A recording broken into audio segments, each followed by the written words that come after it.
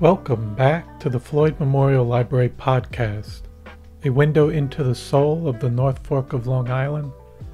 We'll delve into the pulse of our community, its pressing issues, promising opportunities, and the rich stories that weave our shared history. Today, in episode 66, we sit down with Sonomi Obinata, a biodynamic farmer and visionary behind the Dandelion Festival.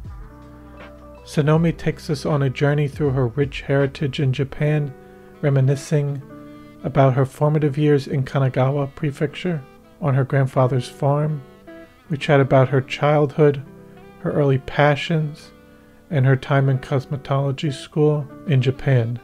Then, alongside her husband, she took a leap of faith and moved to New York City in the early 2000s, where she carved out a niche as a makeup artist in the bustling fashion world, working with some of the industry's biggest names.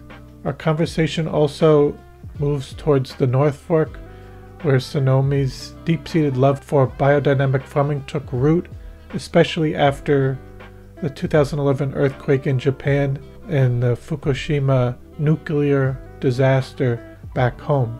We dive into the creation of the Dandelion Festival at KK's farm and Sonomi's hopes for the future of the community. So I hope you enjoy episode 66 with Sonomi Obinata. This episode was recorded June 13th, 2024. Thank you so much for coming on to the Floyd Memorial Library podcast today. I'm looking forward to talking with you. Well, thank you very much, Christopher, for inviting this. I'm pretty shy in a way, and then this is quite brave of me to do. But I appreciate your invitation, so I can be more I can be more expressed to the community. Yes. And be able to, reach out people. Thank you very much for inviting me. Absolutely. And to start off, could you give us a little introduction about yourself? Okay, wait. My name is Sonomi Obinata. Sonomi first name is Obinata, last name. I was born and raised Japan. This town called, Kanagawa Peninsula, Kanagawa Ken, which is a couple hours away from metropolitan area in Tokyo. Yes. Yeah. And this town, Fujisawa Shitakakura, which sort of belonged to my, great-grand family, grandpa's family. That was where I was raised. Mm-hmm. But later on, I have heard that my parents told me the where I born was a Yamatoshi, which is next town to the Fujisawa town, which is belonging to my mother's town, like a mother's neighbor. I guess she gave the birth for near her family, so for her comfort. But as I was, and then my father started building a house in Fujisawa. So I don't remember anything. Of course, do you remember anything when you go? Yeah. So the whole my childhood memories coming from 2 or 3 year olds from that, which was from Fujisawa-shi, Kanagawa.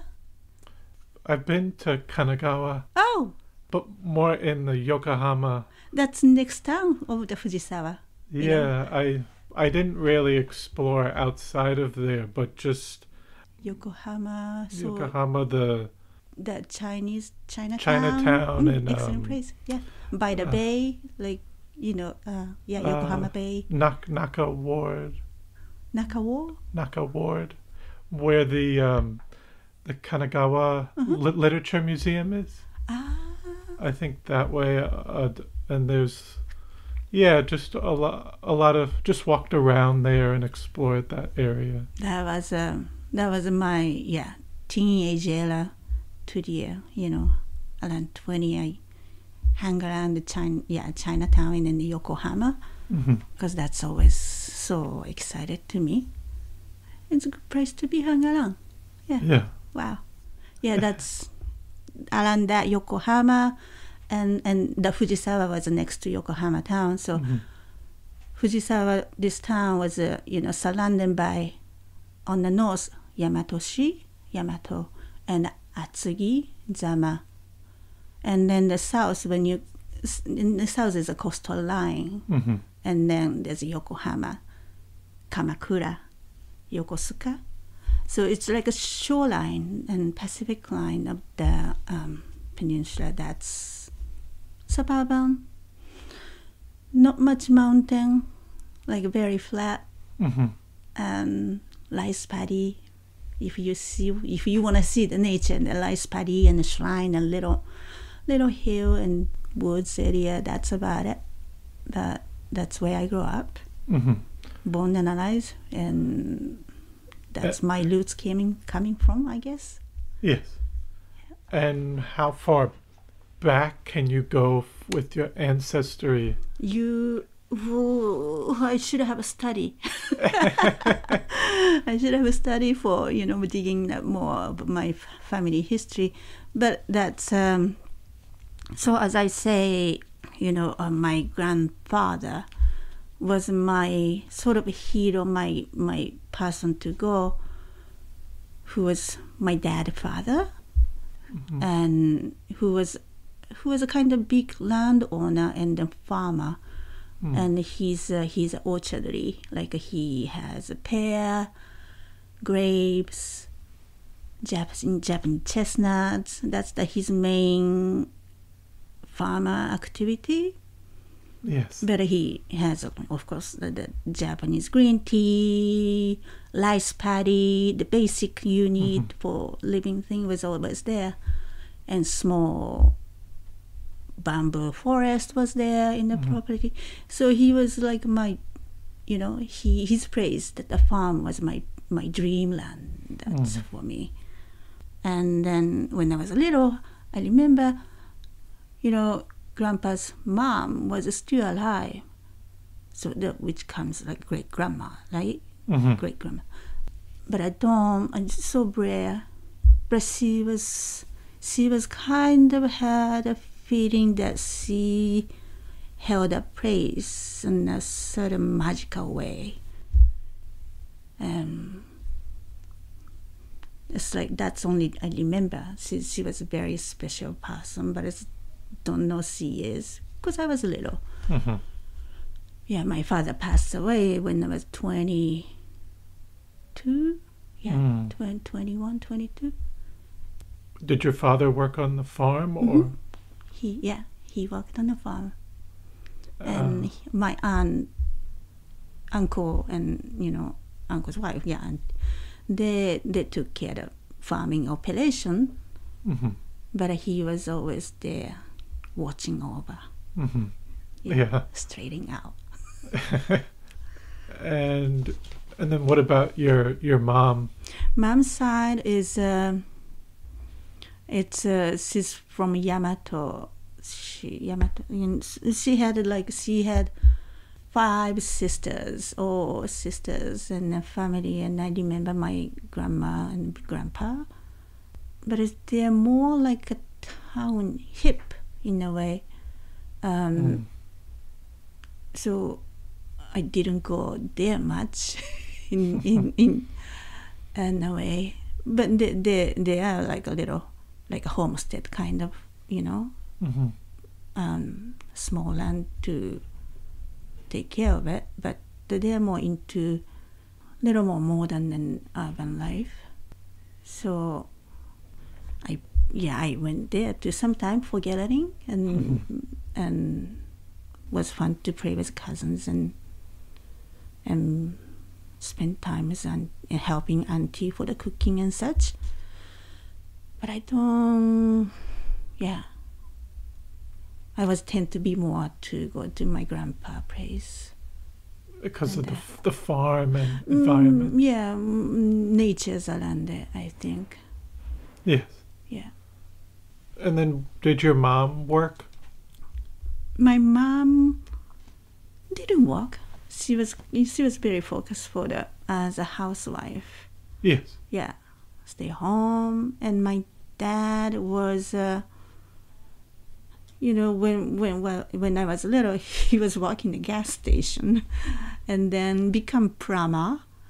So plumber was his profession, and then so plumbing around houses, and that was their living, like a living life. And then and also he occasionally he teach the locally for ballroom dancing when I was a little.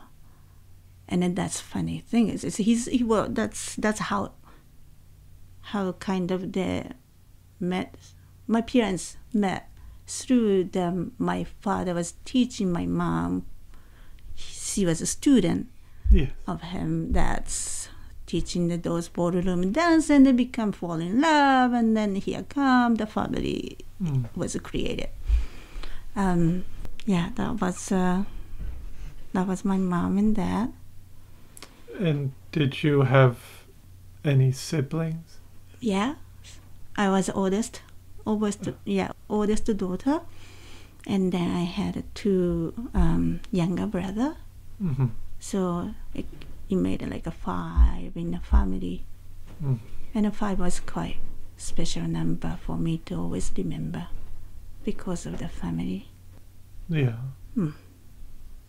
And how would you describe your neighborhood or community? My neighborhood community, it's when I was a little, it was a heavenly, like which probably like early 80s, right? And 70s through the 80s. Is so when I was little, there's some empty parking lot with a lot of weeds and bushes, and so we can throw ourselves for playing a ball or doing something. Or my favorite thing is picking those weeds and then smashing them and then making some food and then pretend for family, play with some neighbor kids. And there's when you go to rice paddy or shrine area, they have water streams goes into the river, and there's a little mountain. It doesn't call it mountain, it's a hill. It's a small up and down. That was a mountain to me when I was a little. Yes. And then I saw the dark soil and the deep dark woods that I always have a sort of scare, but I'm interested to go in. And the favorite thing I do was catching the bug and and as having the pet, and put the strings on the big beetle and flying around. And catching the cicadas, all those kind of things was always there. And when I was a little and become elementary and a teenager and that was a very fast development changes. And those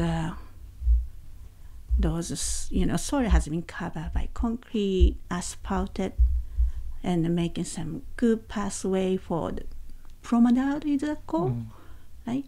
And they developed that for better modern living, so you don't get the dust on the shoes. Right? And you can walk the dog and cleanly, pick up, it changes so much very quickly. Did it become more urbanized, and then more and more that the area that was either garden or like a little lots of vegetable growth for someone's house homestead or a farmer gets smaller and smaller and smaller, and then building the new house and then convenience stores and it was a very fast change that I remember, like I kind of felt sad that those little grass was I used to play with it was all torn and flat and asphalted and covered. And those stream that goes on was all concrete covered and gone. And I wonder where they go. Yeah, and I sort of feeling that I was sad, but I couldn't. It was early teenager, so I shouldn't care about now. I have to grown up. Come on, let's go. Yes. And try to find a job, make some money. Yes. So I was trying to move forward, but in the back of my mind, always something was pulling me. Yeah. And how was school for you growing up? Oh, school was painful. It was painful. No, school was not so. Was It was not for me. Well, school, maybe I didn't like the study to go with, but I was always A for the music, art, and gym, physics, right? But I struggle with math and science and Japanese, and so then, and I always have I wanted to be in a group that don't want me to be group. Like I felt like a little outcast in a way. You mean with other students and children? So I felt like I've been a lot bullied by other kids, strong or whoever like to be leaded, and so I felt a little outcast because maybe I was like a little different. I don't know, something that and especially Japan is quite harsh in a way. They're they're very communal oriented. That if they like to be same tone, and trying, if it's something pops out and different, it kind of pushed off. If you're not exactly in the same, or you're not following the same educational, maybe educational or some trend, and if you don't know that, because I didn't follow that maybe, and you tend to be left in a way.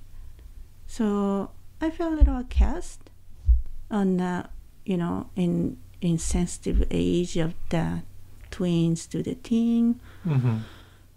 And then when I about to graduate in high school, I was excited in a way, like, oh, might be different. And then I choose, my journey to straightforward.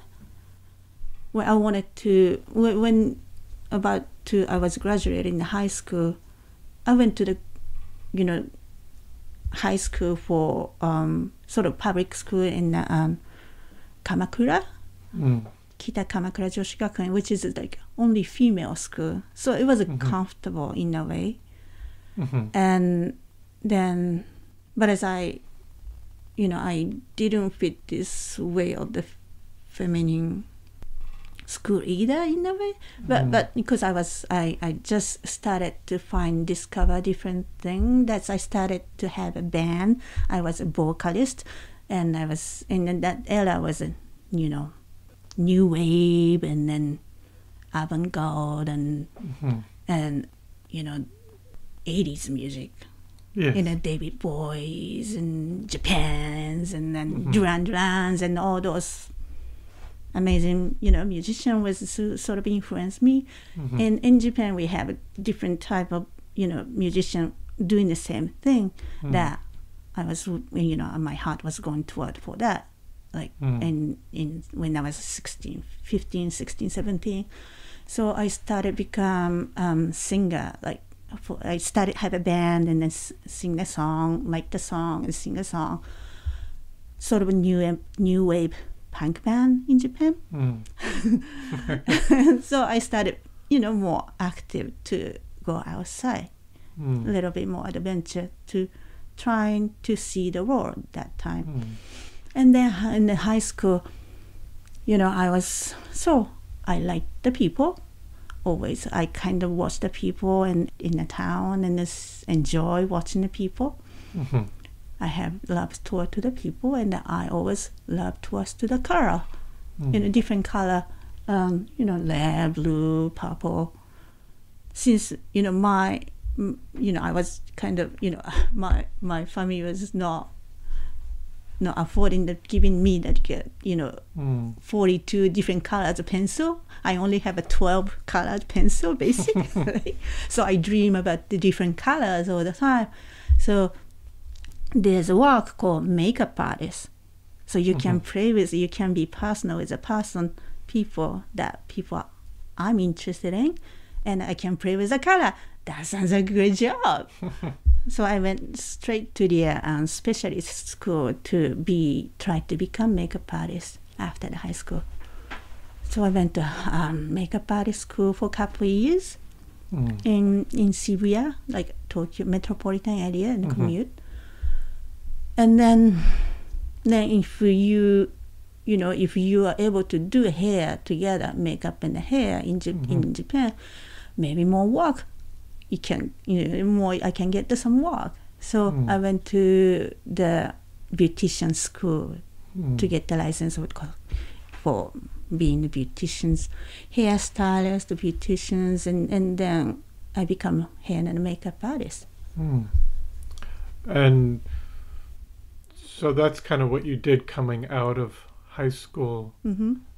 And what were your parents? My parents are open, as you see. Very open. Well, it's all giving up because I was kind of little, outcast, but it's not afraid to go. I'm oldest, and there's two boys after me.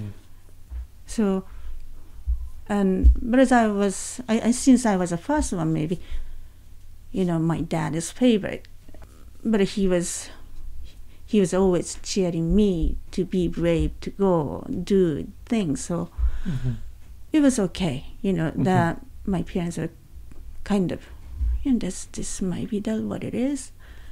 And look, that how they met was a ballroom dancing, and then the teacher and the student, and that, they got some idea.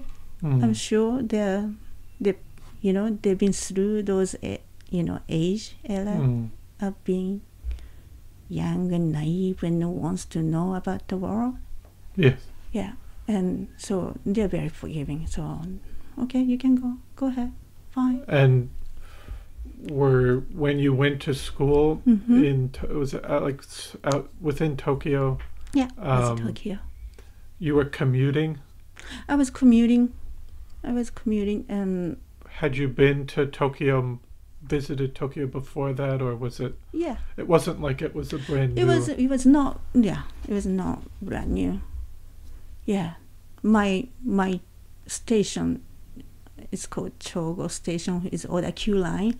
That Oda Q line take it all the way to the Shinjuku, and which only one train goes straight up. So if you wanted to adventure around to the Harajuku, if you are interested to see shopping around to the town, in Shibuya, it's and when you're teen and you are able to do that quite easily.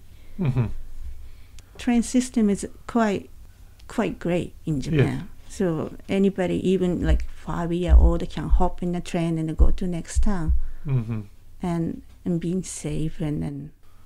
And after you had finished the beautician school, what were you thinking of doing? Were you? Well, I wanted to.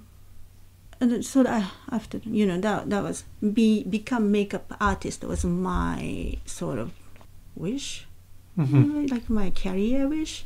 And then so I started, searching that how can I be. So I did that some magazines and stuff to finding the connection with the people. And then some Japanese woman magazine, like a fashion magazine.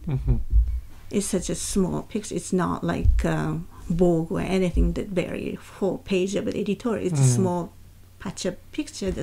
But as I was started able to do hair and makeup for those picture photo shooting. Yes. And then that time I was still working, kind of have to, belong to somewhere. Like, so I was working in a hair salon. So this hair salon carry this makeup artist if you need a photo shoot for the magazine shoot. And then I was, I would hop out and do that and come back and then walk up to the hair salon. And then how did come to the United States? Yes. That's about that. About the I came to the United States in 1993, and then I was still working at the hair salon. Started doing little by little bit outside job to do makeup, and then and that time it was my fiance, but it's become my husband. So my husband, he does the music. He's a music producer, compose, and he got the offer from some friend who has a project in New York to do Japanese kids TV program background music. So to create this TV program, and he was approved by that, and so he had an opportunity to come New York to do this TV show. And then I was like, "You going to New York? Wow, I want to go. Can I come?" So I just sort of hopping to the, different world. And when you initially came over, what did you think of the environment? And amazing. Of course, the Tokyo is this crazy, very, very populated, crazy area, but it's a sort of I already belong to them. It's just, so I can, it's same people, Japanese people. But in New York, it's all different people, like a different color, different background. It's cultures just sort of smashing around, and you see Indian here, you see Colombian here, and just such a amazing feeling to see the people from all different world. And I was so inspired by that because I love people. Yes. And so I get so excited. But as when I came to the New York, I worked in a Japanese hair salon for a while, and I was frustrated. I know outside there's so many people, so I don't want to work with the Japanese people. I want to see more different people. I want to, so I started. So after the working in the Japanese hair salon for a year or two, I went to, and then my English was not good as now. Like I was literally able to say hello and thank you and then wear the bathroom. Such a simple word. And I need to, be able to communicate with other people. So I went to ESL school in. So of course, you get to see the different people because the people from other country trying to learn English. And it was, of course, sometimes hard to understand each other, but but it was a great to have a friend from different country. My best friend was from Greek and African and Colombia, and just to imagine that background and then imagining that's where they're coming from, and then we are here together and sharing the time and sharing what you like, and it's such a I had a great time and that learning the English era for 1 year. And that helped me a lot. So I started to be brave to go more outside, to start as a, trying to do makeup art. Being a makeup artist, I started to build my portfolio, and I started assisting some, makeup artists who works at Manhattan. And then, New York is an amazing place, opportunity in every corner. And I get to chance to work with amazing makeup artists, Kevin O'Connor, Stephen Marley. Like, it's the name of the top makeup artist who does high fashion magazine and a runway show. And so I was always working with them. And then Pat McGrath was my god of the makeup artist. So I was able to work with her for 3 years, and then always carry the bag, heavy bags of makeup, and travel all around the world for the show to photo shoot. Los Angeles, and then on the fourth show season, Paris for the couture to the runway show, and then Milan, and then Paris, and London, and New York. Milan, and Paris, London, and New York. That's a lot. It's a lot. But as I see it, how they carry it, like how this fashion, industry work that way. Yeah. And then it was an amazing experience. So I get to work with my favorite makeup artist, and then learn the skin from her. And then I was able to be confident enough to do my own thing. So I become quite, makeup artist. And you wanted to stay in New York City? No, until my son was born.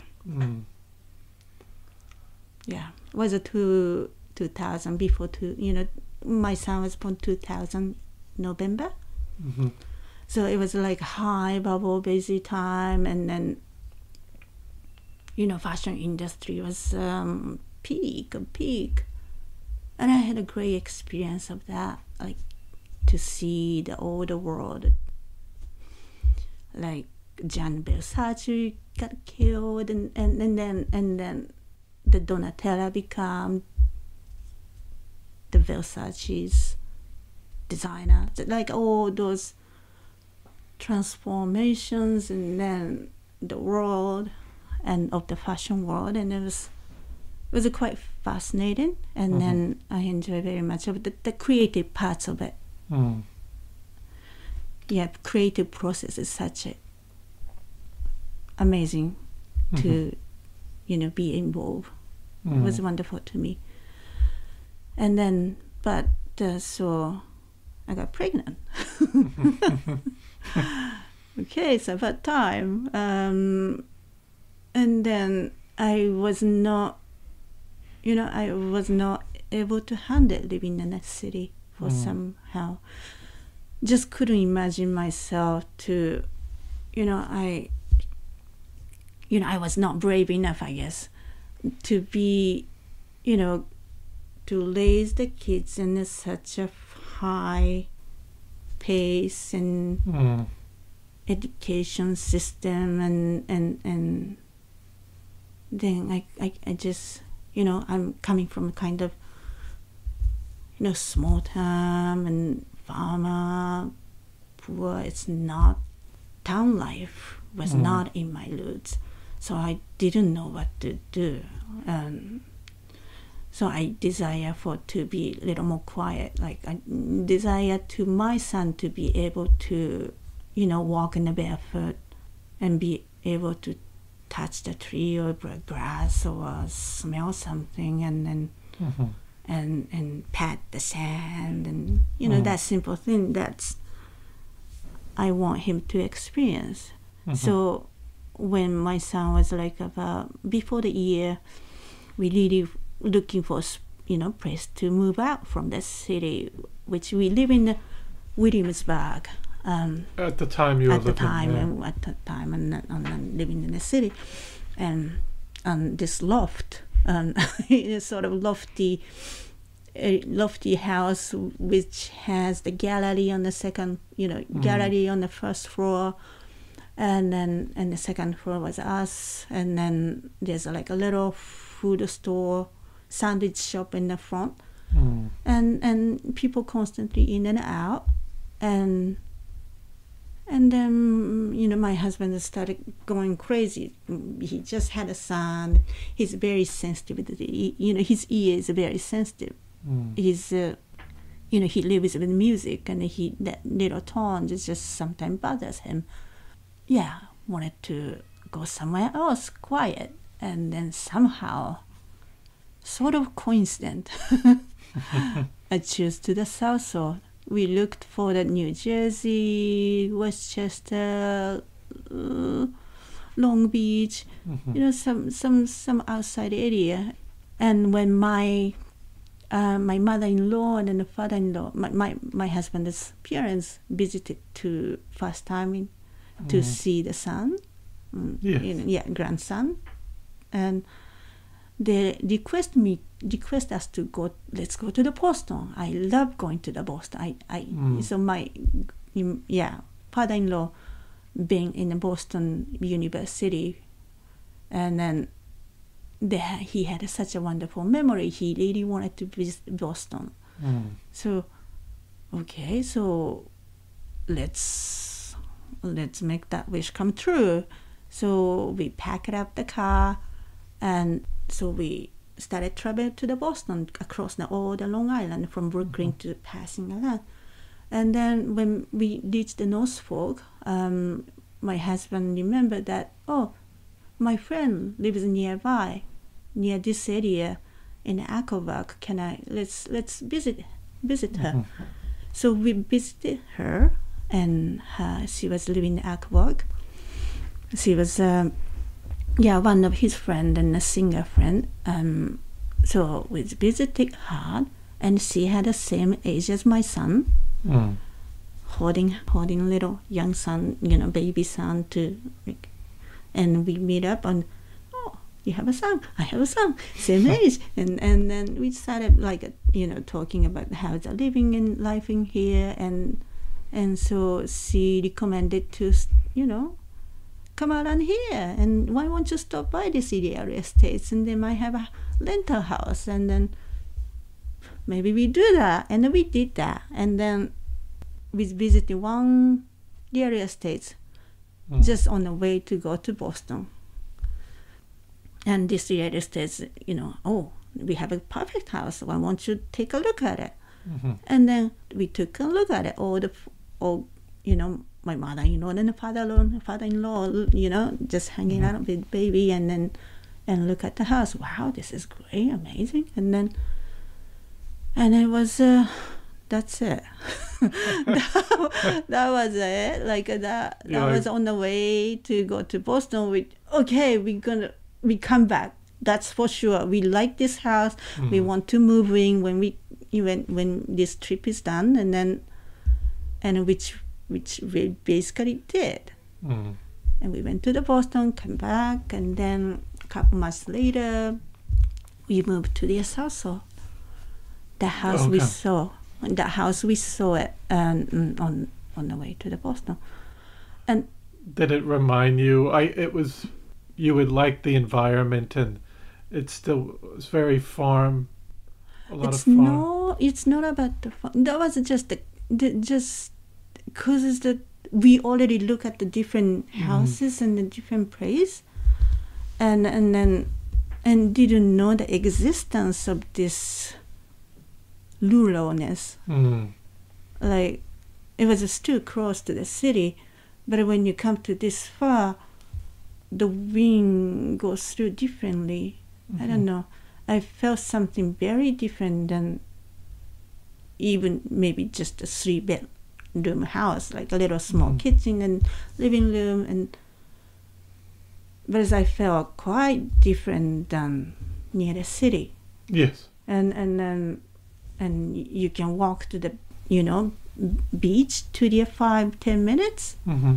and then wow, you can walk to the beach in 5-10 minutes.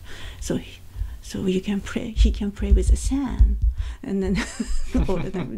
Which my son was already like digging in the sand in the Mm-hmm. playground. so that would be great. So he can really dig the true sand. And the grass, front lawn, the backyard was all grass and trees. That maybe he can climb up the trees and sort of like and then the back of the house had like a little woods area. It was very mysterious in a way, and it was kind of for me it's like same feeling when I was little to look at the woods. Yes. And that you can look at the woods and something in there, a lot of sort of possibility and then magic Mm-hmm. that fell. So it was no question, like, so we don't have to look at the house. We find the house, so we're just moving in and don't care how far from the city. We just do it. Okay. So we did it. And were you, after you had moved to Southold, were you still working in the city, or did you start working more out here? Well, I tried to be little, because that was my career, right? Like that was my personal career that I made through. So I used to, when my son was little, I used to commute maybe 2 or 3 times to the city. But that was not healthy. Mm-hmm. And, by the time goes by, like 5 years goes by, and then I'm not doing that anymore. So I kind of giving up in a way, because it's too much to follow. Commute was a lot. Mm-hmm. And then that was after bubble, and a lot of my people my friend photographer who always work together, after bubble was sort of everybody scattered back to their own country. Was this after 2008? No. Around 2000 through 2010. Oh, okay. Yeah, and I was working for that, like maybe 5, 6 years, commuted in the city. But all, Mademoiselle closed, like all the publishing magazine closed too. A lot of publishing, like fashion magazine, small fashion magazine started closing down. Yeah. And I lost the job in a way, Mademoiselle. And what's the other one? Not the 17. Some teenage fashion magazines was closed and that, and become more like a computer, different type of magazine, right? And so that was a time. Wasn't, I guess it's meant to be. Like I don't have to go this way anymore. Like, and then. At the same time, I was sort of confused in this new world and tried to find the way to live, how to live, to make it home, and to the new little quiet bay town. And I started to have a friend, and then that was great. Through the the library gathering with a toddler time, thing like that, to sort of, started be able to find the friends, pick up the friends, and by the parenting.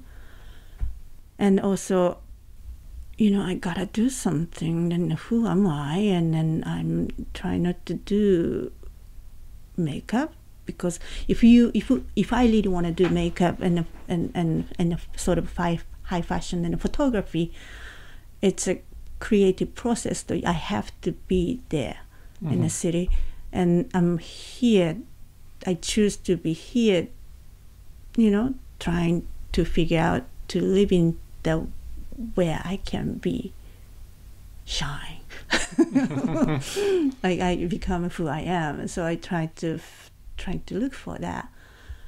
And so I started doing like a little library program, teaching the sushi and origami for the kids and that. And you did that here at this library? Yeah, we did I did a Freud Memorial Library, Southall many times, and then Kachok, Matatak. I did all over just to share my culture. So trying to figure out who I become in here. Yes.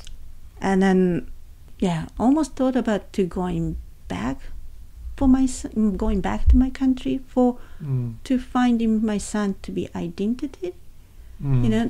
My husband is Japanese and I'm Japanese too. So I'm trying to, stumble and trying to figure out where... He's growing up in America. Yeah, he's growing up in America. He's become American. But so he is Japanese. Like, yes, his ancestry and everything. Yeah. And then also I try to keep it up on his education too. And the weekend on the Saturday, we always go to Japanese weekend school they do like the same education, Japanese style, using Japanese, study book and school study book to sort of, catching up that certain study. Yes. Japanese and reading, and then in Japanese complicated. They're not just only Japanese, hiragana alphabet is so 50 something, and then become different format, and then if you have to study the kanji, that's which is from originally from China, but as we use it to make it more meaningful and understandable. So studying the Japanese is very difficult, and if you want to write it like a literature or such a way, so I keep it up with him. My husband is very good at it. He's a good teacher. I get emotional sometimes. So I'm not a good teacher, but he was so good. And then we kept him as a Japanese. So we watched the Japanese cartoon, animation, and that such to educate him, keep it up. And then when he becomes certain age in the elementary school era, should we consider should we go back? And we try. Actually, we tried and went back for just to see 6 months on the countryside in Japan. But it didn't work out, surprisingly. Because we already have a free thinking in a way, and my son was a free, very open and expressive. Was hard to fit. Yeah. But I mean, it's kind of nice that you tried. I tried to see it, and didn't work. So we came back. It was funny that he was it was his first grade. He was in a Southall school, and then teacher gives such a good luck everything. Kai's going back to Japan. He they made a beautiful cake with a Japanese flag color and white and red and circle in the middle. And then I thought we are saying a farewell, and we came back, and I begged this principal, Mrs. O'Neill, and by the way, we came back. It didn't work out. Can I be back to the school again? It was very embarrassing, but anyway. But they're very welcome back to Kai, and they say he just hop in, and become very much Southallian. Yes. Yeah. And then also, when did you get involved with farming on the North Fork? So after the try out this, going back, and then I lost again, sort of. Okay, so I find it, best place for car in here, and what's the best place for me? And I was just that was around there. That was 2011. And these things was happen.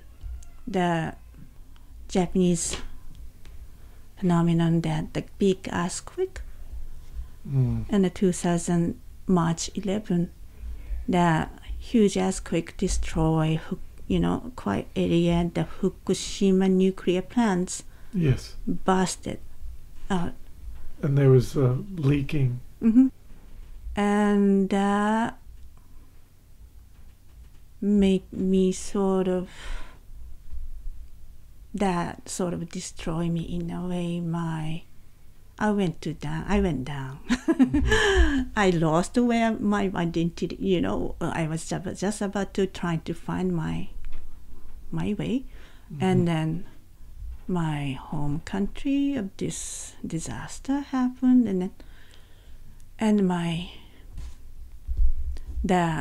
the whole story about the Fukushima's, that how the nuclear plants, we have a nuclear plant a lot, because after the World War II, that we need to, we need energy, we have to build it, we have to catch up the world, and those technology was so important for us. We just try, and then promise was not, was failed, and then we destroy this ocean, which giving us so much, seafood.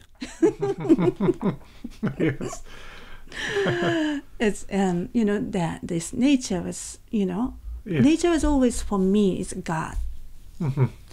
And that's, I think, most of Japanese thinks as God. If you're Shinto and Buddhism, nature is a sort of spiritual God.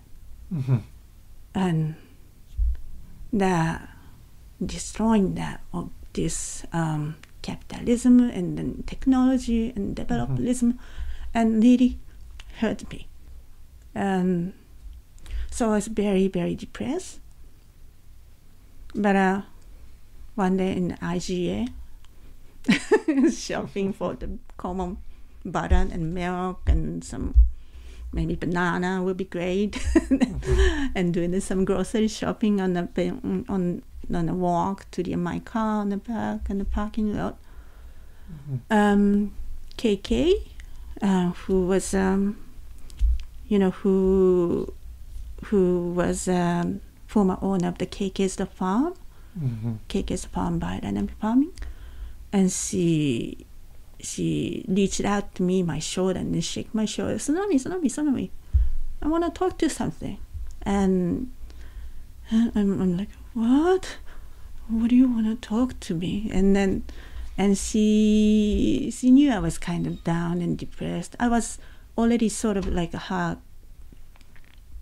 client in a way. Sometimes go to her farm stand and buy edamame. So she called me edamame lady sometimes.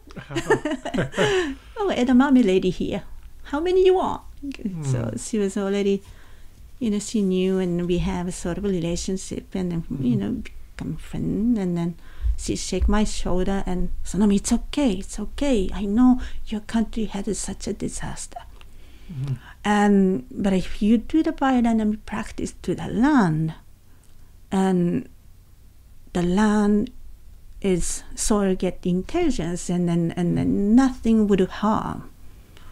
The nature is a self organizing principle. So if there's intelligence enough, that's the nature, that's such a harmful chemical or radioactivity won't harm us. It'll be okay. And so if you do the biodynamic, everything's gonna be okay. Sonomi, it's okay. So don't worry. So I was, I don't know what you're talking about. I have no idea what the biodynamic mean. and I don't know what she's talking about. And she also mentioned that there's a, Chernobyl happened, and Chernobyl and Europe when they happened, and a certain farmer was not affected. All the farmer was a biodynamic farmer in Europe.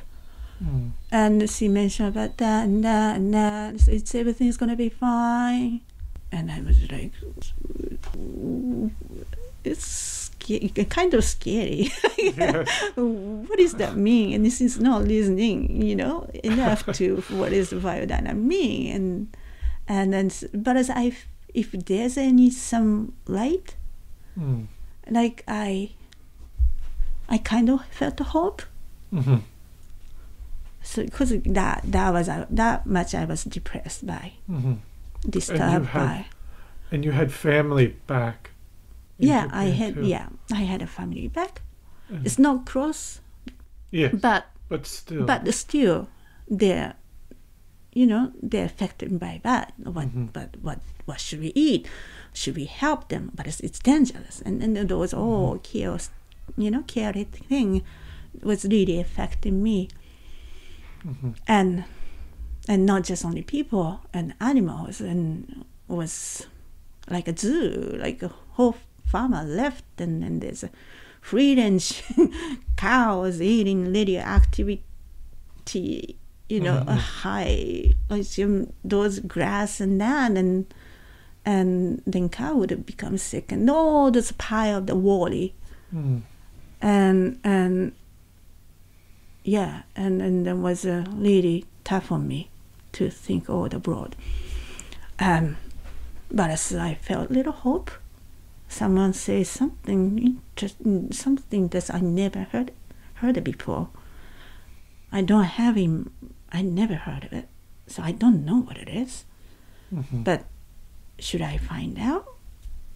So should I know what it is? I thought so, because I was sort of disparate. Like I need to know if there's a way. So I started volunteering KK and something volunteering in the farm and helping. When she started doing the school garden or public school garden was built because of her work. So I help her. And then whatever need to be done, I go to the school and dig it, hoe it, make the garden bed, and bring a salad to the cafeteria, and make the kale chips so they can try it instead of potato chips. So that was sort of starting, by physically moving around to find who I am. That felt quite light to me. Felt quite light to me. Yeah. And so you were continuing to do that, and then it might be jumping a bit, but you also started the Dandelion Festival. Could you talk a little bit about that? Yes, of course. I think that's why you invited me. Yes. So Dandelion Festival was created in a way that's it was 2016, and when I started to study about the biodynamic, and by working at the farm and try to read the book. Who's the founder of the biodynamic farming practice, who has so many published books, Rudolf Steiner, and Rudolf Steiner book, and then he's a philosopher,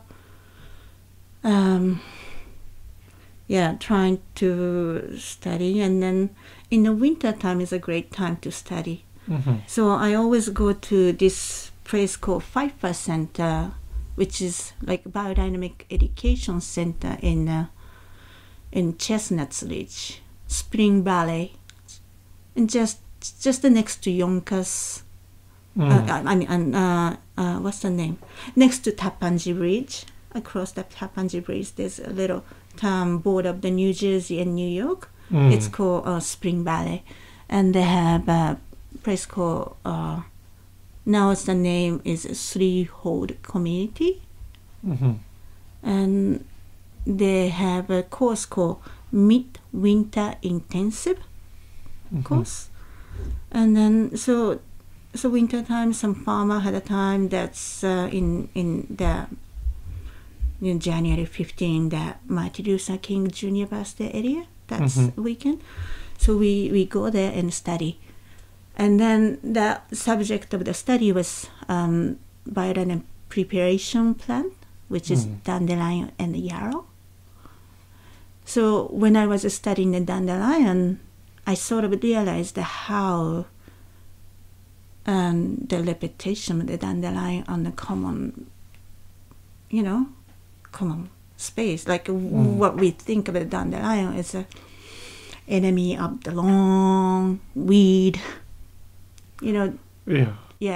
If you see the yellow, take it out before the flower, before going to the seed. Yes. It's almost like a dangerous. Yes. Right? You Let's always get rid of that. Yeah, always you need to get rid of that. And just realize that it was so long that the quality of this plant,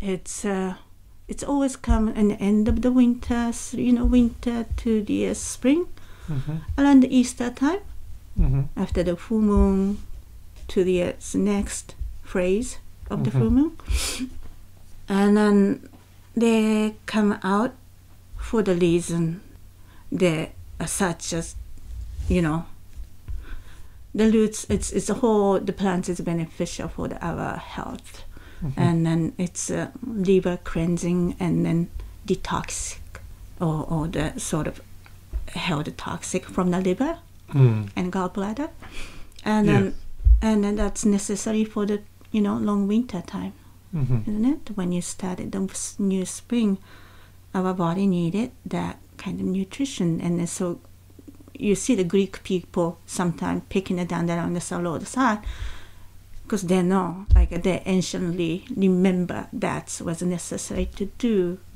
for the seasonally thing. And then when you started realize how they keep coming up, trying to destroy, but keep coming up, and I kind of hear that voice in a way that we are trying to help you. We are here. That's the nature always does, isn't it?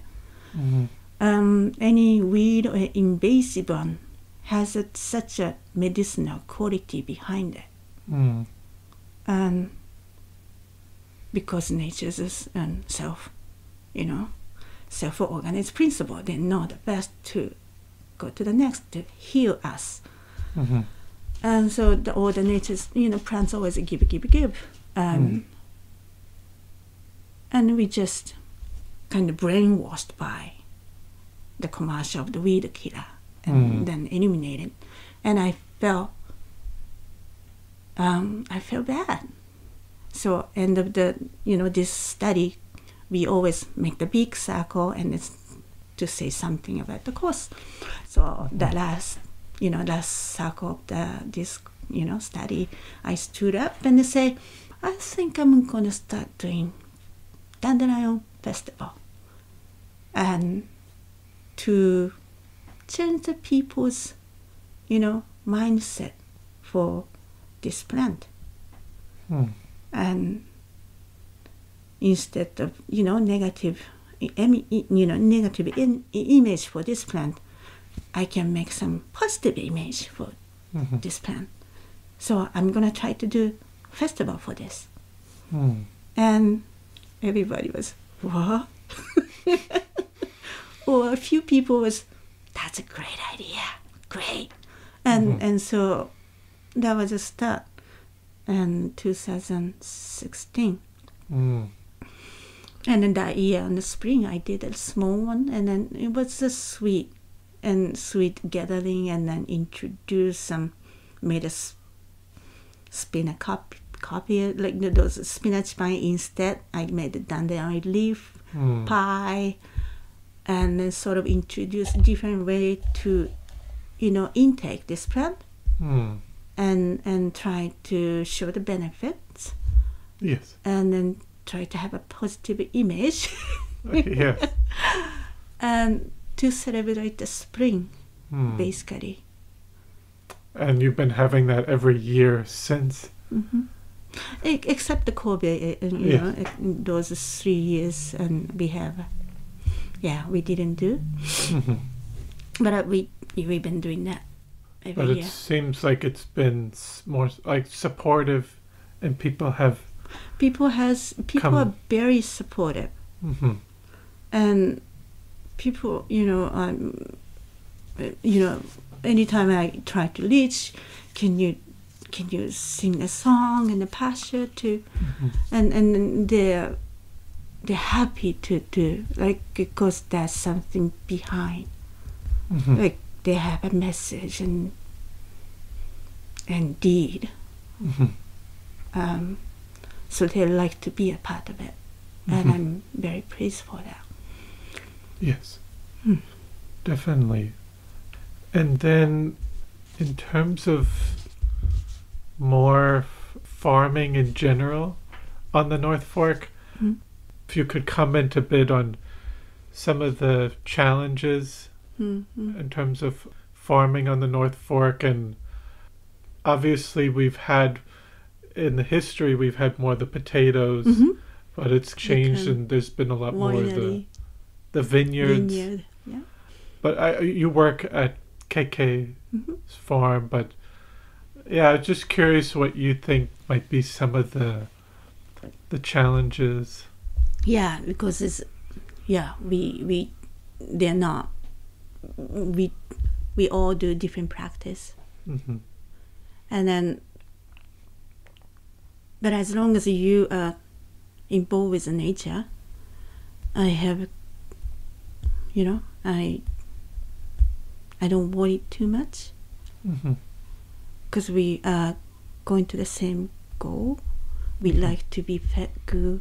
We like to, we like to eat and drink good, and influenced by the nature.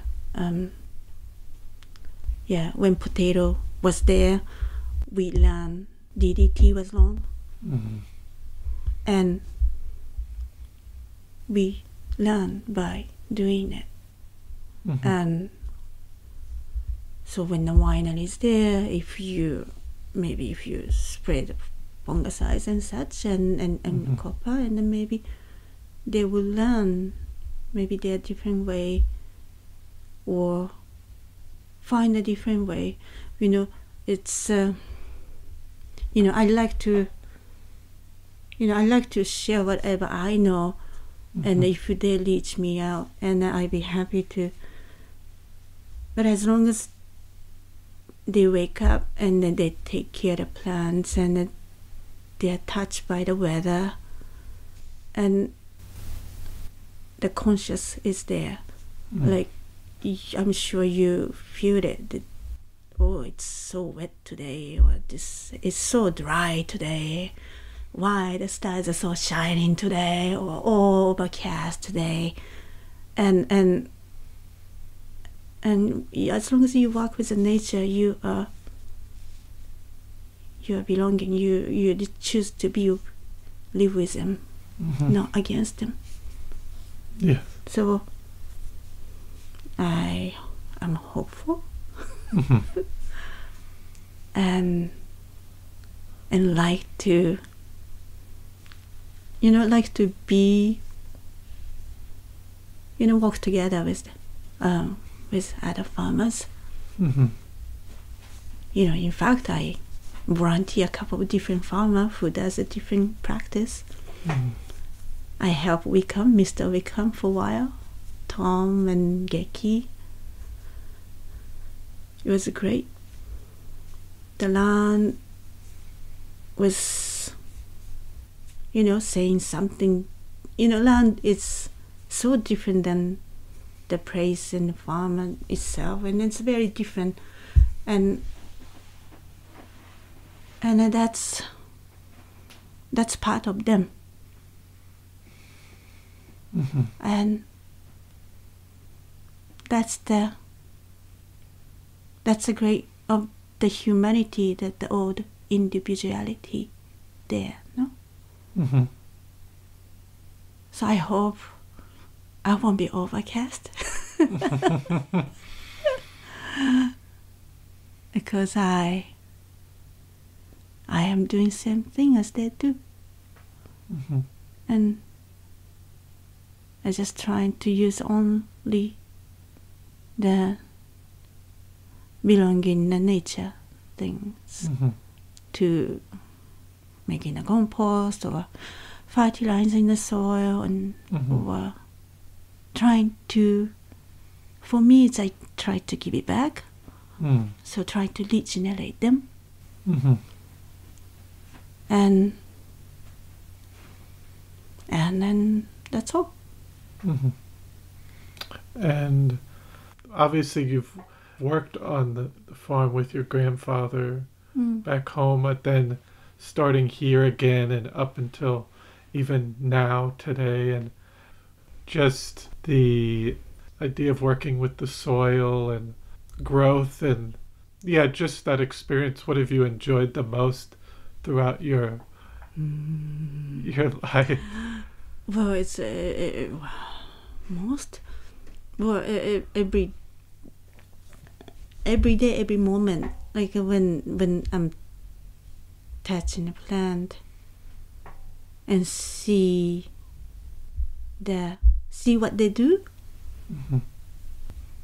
Like this morning, I was, transplanting those, like a little flower, Mm-hmm. little flower.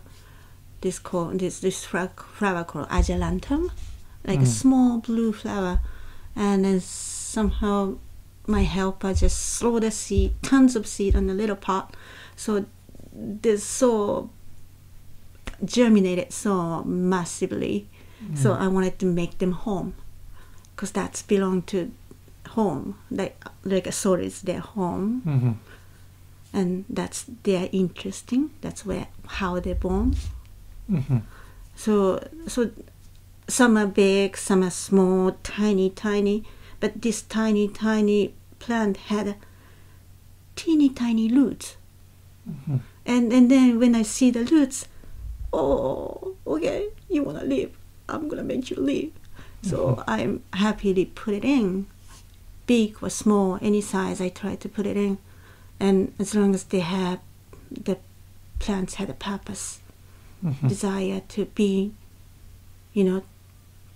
desire to be born in this earth, try to reach out the earth, and then try to get to know this earth, and hopefully strive. The leaf comes and stem comes, and then maybe flowering, and then pass on to the seed. Mm. And I just enjoy that, touching them and seeing their expression, because they're purely expression from what's happening in above, Mm-hmm. and trying to have a marriage with earth. Mm. And that's looking for this phenomenon. It's just such a blessing to me. Yes. No, that's really nice. And I think I just had two other questions. Okay. And just in general, what do you like about living and working on the North Fork? People love food. People love this environment, and then it's kind of down to us and family oriented, and then it's kind of related. It's for a simple life, right? And then because it's like a people like you and Liz and friends that I built it by living here to raise my son. Being the parents and being this, PTA, teachers and then library and IGA and south of the fish market and all the farm stand all around this area.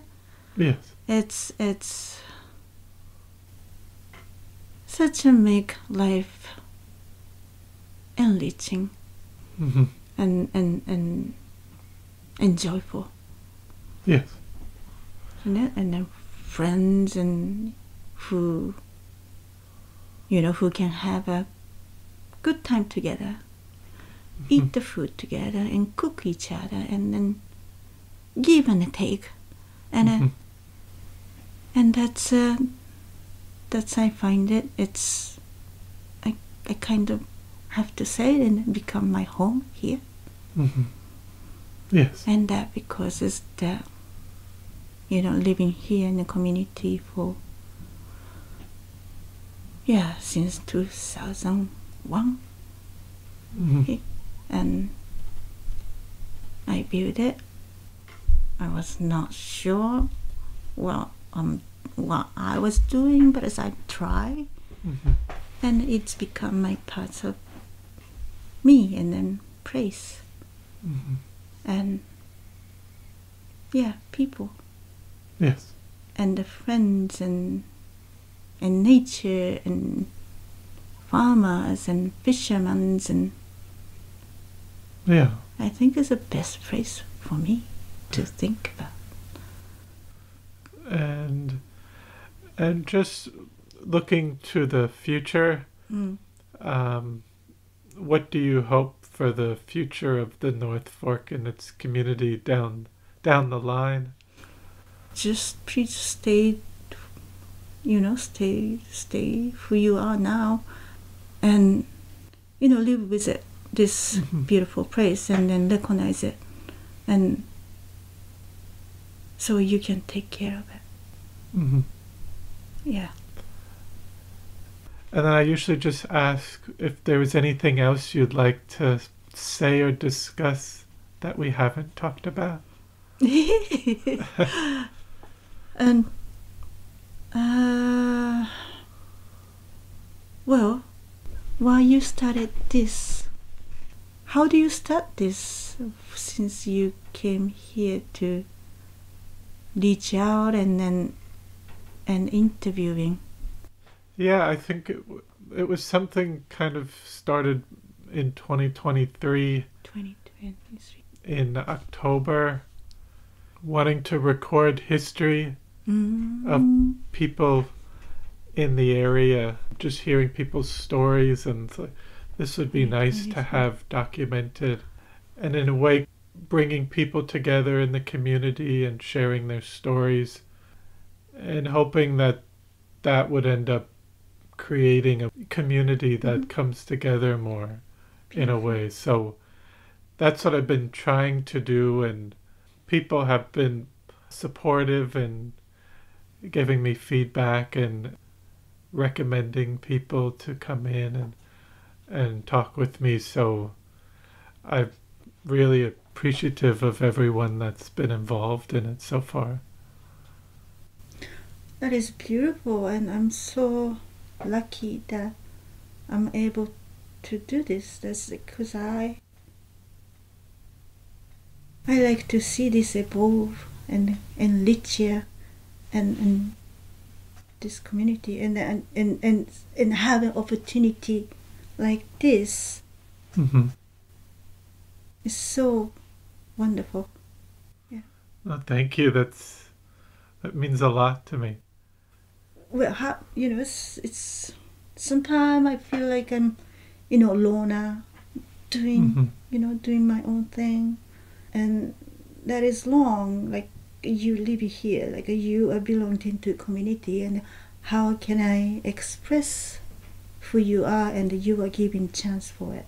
And thank you very much for doing this. Oh, thank you so much. It's really wonderful to have you on today to tell your story and your journey over here and talk about all the work you've been doing in the community and continue to do with farming. So thank you so much for coming on the podcast today. Well, thank you very much for inviting me. Thank you. I appreciate it. Thank you. Well, I hope you enjoyed episode 66 with Sonomi Obinata. I want to thank you for listening to the Floyd Memorial Library podcast, and we'll see you next time.